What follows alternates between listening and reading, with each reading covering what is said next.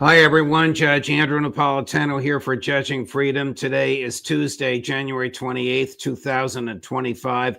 Matt Ho is here with us on resistance. Will it still work in the Middle East? But first, this. Markets are at an all-time high. Euphoria has set in. The economy seems unstoppable, but the last administration has buried us so deep in debt and deficits, it's going to take a lot of digging to get us out of this hole. Are you prepared? Lear Capital specializes in helping people like me and you grow and protect our wealth with gold. Did you know that during Trump's last presidency, gold rose 54% to a record high? If that happens again, that puts gold at $4,200 an ounce in his next term. Don't wait. Do what I did. Call Lear at 800-511-4620 or go to LearJudgeNap.com for your free gold ownership kit and special report, $4,200 gold ahead. When you call, ask how you can also get up to $15,000 in bonus gold with a qualifying purchase. Call 800-511-4620, 800-511-4620, or go to LearJudgeNap.com and tell them the judge sent you. Matt, welcome here, my dear friend. Thank you for your time, as always. Does Donald Trump share the same antipathy for the freedom of the Palestinians that Joe Biden had? No, I don't think so, Judge. It doesn't make him any better. Maybe it makes him worse in some ways. I think Joe Biden was a very serious Zionist. He was a true believer. And Joe Biden would say that himself. There's no bigger Zionist in the United States or in Washington, D.C. than me. I think Donald Trump, if we recall, we go back to 2015 when Trump was first running for president, and when he was asked about Palestine and Israel, he gave fairly neutral responses. He said, we need to be more neutral. We need to be more of an honest broker there. Palestinians haven't gotten a fair shake. You know, he wasn't saying there should be he wasn't saying from the river to the sea, Palestine will be free or anything like that, right? But then once he started doing well in the primary and the Israel lobby money came in, and when he became the nominee and he had that sit down with Sheldon Adelson and $50 million came into the campaign, right? That changed him. And I think the way Trump probably looks at the Palestinians as a nuisance. More and more, Judge, I'm visualizing how Donald Trump views the American empire in the context of his real estate empire.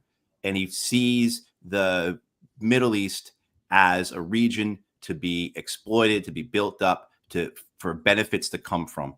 And a hindrance are the Palestinian people. So I think that's probably how he sees them, more of a nuisance to his own objectives, including his political objectives, what he thinks right for the American empire, than opposed to Joe Biden, who really, I think, believed in the good versus evil binary schism presented by Zionism. I'm not sure, as you indicated earlier, I'm not sure which is worse. I mean, Biden is motivated by, it's warped, but it's a seriously held ideological view. Trump seems to be motivated by what will work for the moment. I mean, here he is on Air Force One. The government didn't release a video, just an audio. So we have a video of the Palestinian people moving north in Gaza. But here he is on Air Force One 2 days ago. Chris, cut number 4, version 2. I said to him, I'd love you to take on more, because I'm looking at the whole Gaza Strip right now, and it's a mess. It's a real mess. You'd like Jordan to house people from I'd Gaza? like him to take people. I'd like Egypt to take people. I'm talking to General al-Sisi tomorrow, sometime, I believe. And I'd like Egypt to take people, and I'd like Jordan to take people. You're talking about probably 1.5 million people, and we just clean out that whole thing. And I don't know, it's something has to happen, but it's literally a demolition site right now. Almost everything's demolished, and people are dying there. So I'd rather get involved with some of the Arab nations and build housing at a different location where they can maybe live in peace. Temporary, or would they It could be either. It could be temporarily, could be long term. this statement is one of the reasons that prompted me to ask you if he has the same contempt for the personal freedom of these people as Joe Biden did, or if he thinks he can just move them around as if they're players on a chessboard. I think it's the latter, Judge, and I don't think Donald Trump has any respect for personal freedom, regardless of nationality, ethnicity, religion, et cetera.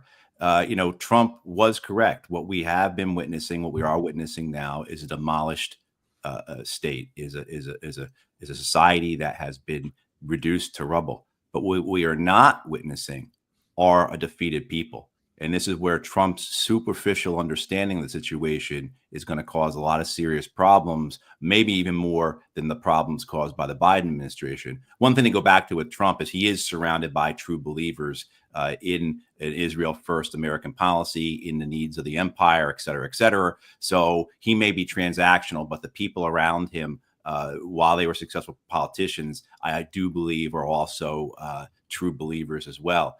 But the idea that he is stating there, Judge, of that we'll build them these homes and it'll be better. He himself has no empathy for, it's odd because he portrays himself as a nationalist. He portrays himself as the greatest American out there. And his whole goal, his whole purpose in life is to make America great. He said last week when he was inaugurated, that's why God saved him from an assassin's bullet, was to make America great again. But he doesn't, it's all fake. It's all fraud. He's a con man. He doesn't believe in any of that. He doesn't feel any of that, because if he did feel that, he would understand that the Palestinian people will never voluntarily move. They will never be displaced by force. It will take an extermination campaign much greater than we saw this 15, 16-month-long genocide was able to accomplish. And Donald Trump, his lack of understanding, not just of, say, the geopolitics, but also of the human forces, the realities of mankind, the history of the desire by peoples across the world throughout time to be free, to have liberty, and to not be occupied, not be under the heel of an oppressor. He doesn't understand that at all. He doesn't have the empathy to do that. And so I think, very possibly as horrible, as criminal, as destructive as the Biden administration was, this Trump administration may be worse because of essentially who Donald Trump is. Here he is on the evening of his inauguration, and he appears to be signing executive orders while he's talking. And he's talking about redeveloping the Gaza Strip because of its location and its weather. Cut number 5, Chris. Then are you, Mr. President, that you can keep the ceasefire in Gaza and conclude the 3 phases of this deal? I'm not confident. That's not our war, it's their war, but I'm not confident. But I think they're very weakened on the other side. Do you support the 2-state? Gaza, boy, I looked at a picture of Gaza. Gaza is like a massive demolition site. That place it's really got to be rebuilt in a different way. Do you plan to help rebuilding Gaza? I might. Gaza is interesting. It's a phenomenal location. On the sea, the best weather. Everything's good. It's like some beautiful things could be done with it, but it's very interesting. But some fantastic things could be done with Gaza. How do you see the future in governance for Gaza? Well, it depends. I can't imagine you could have, you certainly can't have the people that were there. Most of them are dead. This view of the Made in America genocide as if it were real estate to be redeveloped, it turns my stomach. It reminds me, Judge, it's a local story from here, and I think you'll like this as well. Friends of mine, part of a ministry that would go and feed the homeless in a park in Raleigh, and then they were arrested for feeding the homeless. This is like 10 years ago. And then, of course, the emails come out from the city council, from the mayor's office, ordering the police to do that in order to benefit the real estate developers. And again, so going back to this idea of Emperor Trump and what is his background, how does he view the empire. He doesn't view it in static terms. He doesn't view it in the established terms that Joe Biden and his predecessors viewed it. He views it more dynamically. And if you're in real estate, right, you have to be willing to move. You have to be willing to enter new markets, leave old markets, and you have to be able to take care of nuisances. So just like my friends Hugh and Maggie were arrested for feeding the homeless because that was bothering the developers, you have to get rid of the nuisance. And in this case, as we were saying before, it is the Palestinian people. And I think that's how it also, the larger context, there's not larger, but another context as well, Judge, I think, is Trump's ego. And, we have to understand that that's what motivates this man. And you hear this conversation, these rumors or leaks or whatever, that Donald Trump really wants to win a Nobel Peace Prize. And in order to do that, maybe it's solve the Ukraine war, maybe it's solve the Middle East. But if he wants one, ending the Israel-Palestine conflict, he probably believes as his best route to winning a Nobel Peace Prize. I mean, he said it in his inauguration, his greatest legacy will be of peacemaker and unifier. And so for Donald Trump, this is Roman, right? I wonder if he's still going to play golf with Lindsey Graham, who wants to whisper in his ear, it's time to bomb Iran. Another crazy person. We have been talking yesterday and today about this terrific clip from Daniel Levy, a former Israeli negotiator, harshly critical of the Netanyahu government and characterizing the ceasefire as a defeat for Israel. It's quite profound. I'd like your thoughts on it. Chris, cut number one. One cannot underestimate the impact on the Israeli public psyche of the release, the initial 3 who were released. And of course, everyone therefore saw those images. They've been told Al-Qassam defeated. They've been told the public has turned against them. They've been told so many things, and then they saw those images. An occupying army,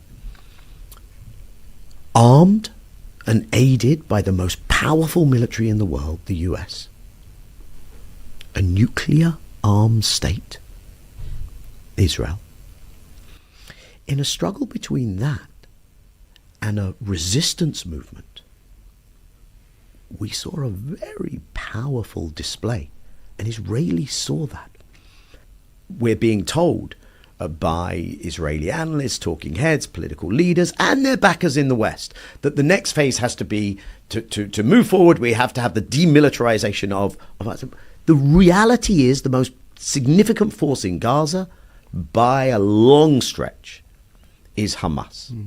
Al-Qassam emerges from this with a very strong narrative. Israel's narrative doesn't look so good at all. What is Al-Qassam vis-a-vis Hamas? Al-Qassam is named after a Palestinian Liberation Authority from 100 years back, and Al-Qassam is the armed wing of Hamas. Are you surprised to hear this from a former Israeli government negotiator? And I will tell you, 2 of your colleagues on the show know him and praise him to the skies. Alistair Crook and Ambassador Charles Freeman. Yeah, I've never been fortunate to meet Daniel Levy, but he certainly is one of the best geopolitical commentators and analysts out there. His background, of course, and certainly he, along with others like Gideon Levy in Israel. I mean, this is something, right, Judge? The fact that we know much more critical elements of Israel coming from Israelis in the Israeli press than we see coming from the American press. So to hear this type of conversation, you have to hear it from someone like Daniel Levy, a former Israeli army soldier, a former negotiator. You won't hear that from American commentators. And he's absolutely correct in what he's saying. The images that are coming out of Gaza should be a wake-up call for the Israeli people. Now, it won't be, of course. Probably some of them, I'm surprised Ben-Gvir and Smotrich didn't have aneurysms and fall over dead when they saw those things. But, certainly these images and the reality of, like, you can go in, you can destroy their buildings, you can destroy their roads, you can destroy their fields, you can destroy the flesh, but you cannot destroy the spirit. And that is something that the Israelis do not understand. That is something the Americans do not understand. I mean, I shouldn't say that. The Americans certainly, I don't think, understand it at all. The Israelis do, and they say we're going to push through it. This is their iron wall concept, goes back 100 years, understanding that the Arabs will resist this. As Japanikisi said, the Arabs will resist this. This way we must be an iron wall. So this idea of the only solution for the Israelis then is, of course, ethnic cleansing. What other rational choice is there from the Israeli perspective at this point than to fully carry out ethnic cleansing, than to exterminate these people, get rid of them? Because we just spent 15, 16 months bombing them and looking at them. They're out on the streets. They're declaring victory. Our soldiers, when they were returning home, are waving them and giving thumbs up to the crowds, leaving with smiles on their faces. I mean, so the idea that somehow there is any other solution for the Israelis than extermination of the Palestinian people is only further heightened by what they're seeing coming out of Gaza in, again, these displays of defiance, the display of victory, and the resilience. I mean, the videos that we have seen of the Palestinian people walking home in the hundreds of thousands. I mean, these are historic videos. The video we have certainly of the Al-Rashid Road, where there are literally hundreds of thousands of people on that road. That has to be the most iconic photo of the century by far. What else matches up with this in terms of going to the idea of the human spirit, the human desire for freedom, the human desire to live without occupation, but achieve liberation? So you see this. And for the Israelis, then, of course, what can we do? These people who are watching right now on the screen, Judge, where are they going back to? They're going back to destroyed homes, entirely destroyed neighborhoods, nothing there. And what's their first task? They have to pull out of the rubble their dead parents, their dead children, their dead brothers and sisters, their dead neighbors, their dead husbands and wives. That's what everyone who's walking right now, that's their first task.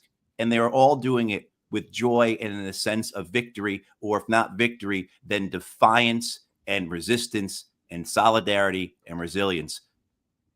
Do you think that when Trump makes these wild statements, he is being knowingly misled by the intelligence community, or just shooting from his hip? For example, I know this is going to veer us into Ukraine and Russia, but he also said the Russians have lost 1 million troops. The economy is in tatters. And we know that is absolutely not the truth. They haven't lost, they've lost less than 100,000, and the economy is better than before Joe Biden's sanctions were imposed.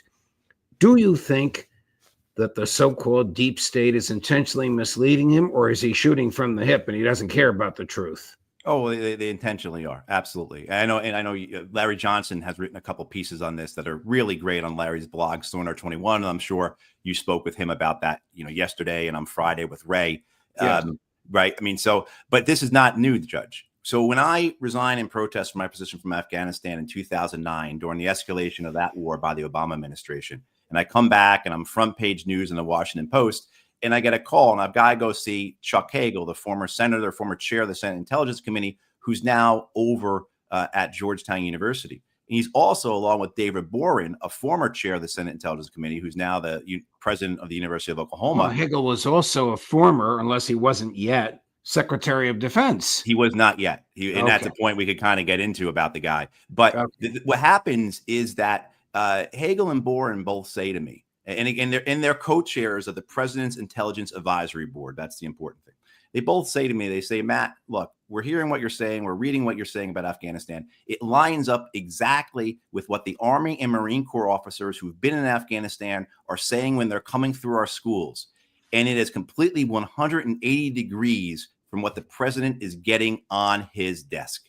Wow. So this is the reality of the deep state. I mean, I could tell you other stories like this. I may have shared this one before. Ike Skelton, former chair of the House Armed Services Committee. I went in to give him a briefing, a one-on-one briefing in March of 2010. So we have been in Afghanistan at that point for almost for 8.5 years.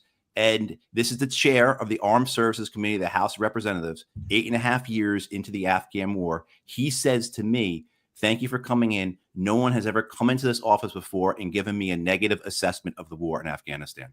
So this is the reality of the blob. This is the real reality of the military-industrial complex. This is the reality of the imperial mindset that dominates everything, so that it becomes nothing other than just a continual advancement of its own interests, and everything is always done. Policy follows the narrative rather than narrative following the policy. So our policies are almost always done to protect the already existing narrative. And that includes the information that goes to the president's desk. So you have this issue where Donald Trump is being told, and he's saying confidently because his intelligence people are telling him 600,000 Russians are dead and 1 million more are wounded, or whatever the crazy numbers was he was saying. He has no other source. And this is, this is very problematic. It's very difficult, and it allows for the United States to continue this ruinous foreign policy that is not just causing death and destruction around the world, but also rapidly diminishing America's role in the world, its place in the world, isolating it, as well as then, of course, hurting the American people by extension. So this is a systemic issue we have with, you can call it whatever you want. We'll call it the deep state today. We can call it something else tomorrow. But this is a systemic problem we have with our national security state, which is, of course, is a fundamental aspect of our empire, controlling and dictating foreign policy, even when it's not in the best interest of the United States, especially when it's not in the best interest of the American people. Matt Ho, thank you very much. You're such a courageous guy, and thank you so much for all you've done and for the time that you share with us every week. We look forward to seeing you again next week. Thanks, Judge. Of course. Coming up at 3 o'clock this afternoon, Colonel Karen Kwiatkowski, Judge Napolitano for Judging Freedom.